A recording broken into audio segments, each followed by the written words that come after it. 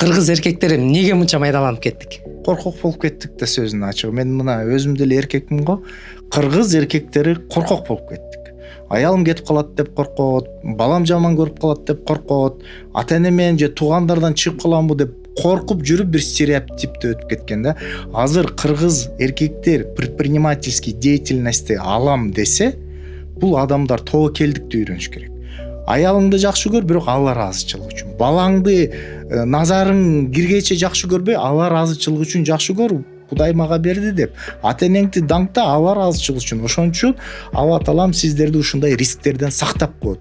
Бизнесте да тобокелдик керек. Эркек тобокелдикти билбесе, всё, ал коркок, ал качан бул кетип калат, качан банкрот болуп калам, качан деген нерсе менен боло элек нерсени өзүн көмүп туруп, анан кийин результатты көрүп атабыз. Азыр 80% аялдар чуркап атат бул жашоодо.